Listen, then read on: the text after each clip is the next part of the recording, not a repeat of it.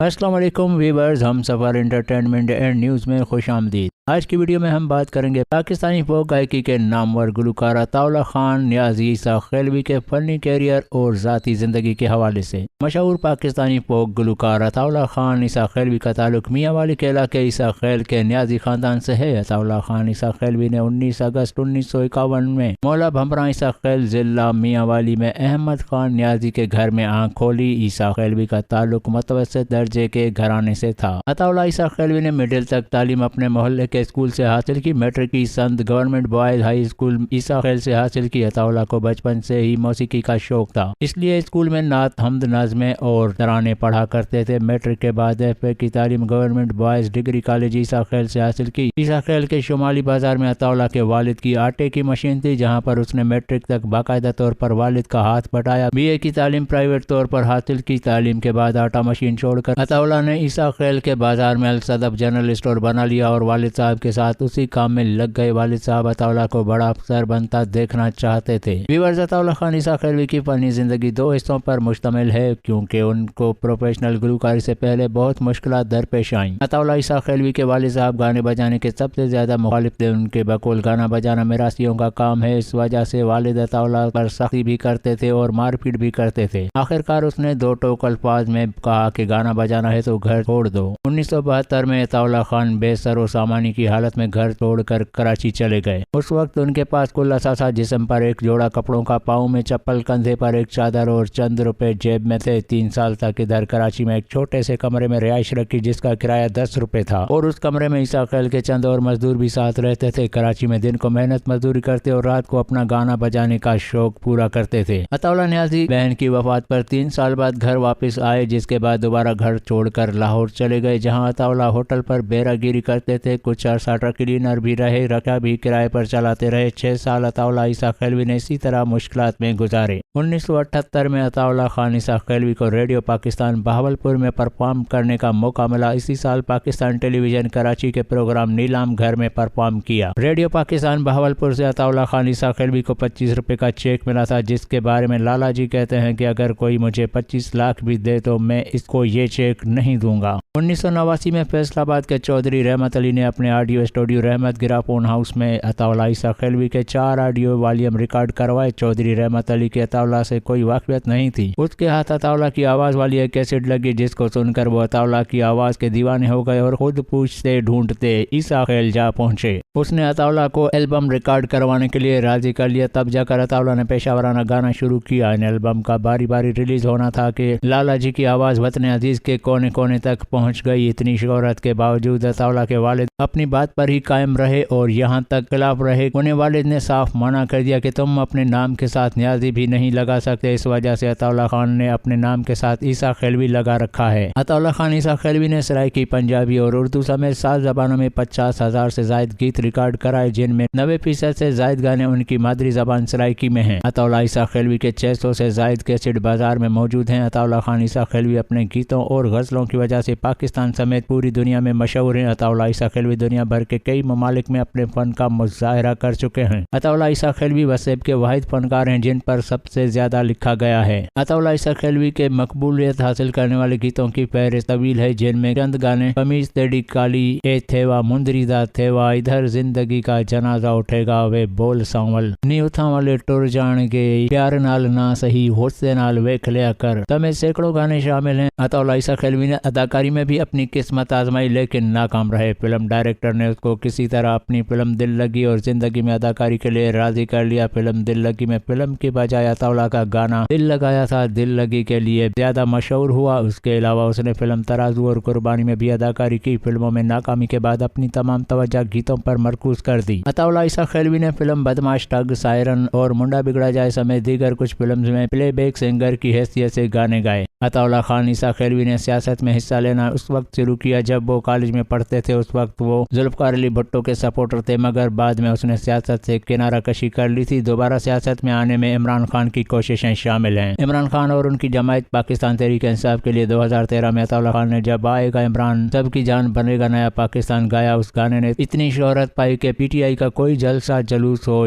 سب میں یہ گانا لگایا جاتا ہے۔ 2017 میں بھی عطا اللہ خان عیسیٰ خیلوی نے محمد مظہر نیازی کا لکھا ہوا ترانہ گایا، جس نے پورے ملک میں یکساں مقبولیت حاصل کی۔ اگر یہ کہا جائے کہ اس ترانے نے عمران خان کی کامیابی میں بنیادی کردار ادا کیا تو یہ بے جان نہ ہوگا۔ عطا اللہ خان نے اب تک 5 شادیاں کی ہوئی ہیں، جن میں پہلی 3 سے بات علیحدگی پر ختم ہو گئی۔ چوتھی شادی معروف اداکارہ بازگاہ سے ہوئی، جس سے 2 بیٹے اور 1 بیٹی ہوئی۔ بازگاہ انگلینڈ میں رہائش پذیر ہے۔ 5ویں شادی تونسا شریف کے اعلیٰ خاندان میں کی، جس سے 1 بیٹی ہے۔ آخری بیوی عطا اللہ کے ساتھ لاہور میں رہائش پذیر ہے۔ عطا اللہ عیسیٰ خیلوی کے بیٹوں کے نام سامل اور بلاول ہیں، جبکہ بیٹیوں کے نام لاربت اور فاطمہ عطا ہیں۔ عطا اللہ خان عیسیٰ خیلوی کو دنیا بھر سے اعزازات سے نوازا گیا ہے، جن میں چند مشہور اعزازات: 14 اگست 1991 کو حکومت پاکستان کی جانب سے تمغہ برائے حسن کارکردگی عطا کیا گیا۔ 1992 میں ملکہ برطانیہ نے لائف ٹائم اچیومنٹ ایوارڈ سے نوازا۔ 1994 میں سب سے زیادہ آڈیو البم کیسٹ ریکارڈ کرانے پر Guinness Book of World Record میں نام شامل کیا گیا۔ 23 مارچ 2019 کو حکومت پاکستان نے فن کے شعبے میں بہترین خدمات کے اعتراف میں ستارہ امتیاز سے نوازا۔ ویورز، مزید ایسی دلچسپ اور معلوماتی ویڈیوز دیکھنے کے لیے ہمارے چینل کو سبسکرائب کرنا نہ بھولیے گا۔ شکریہ۔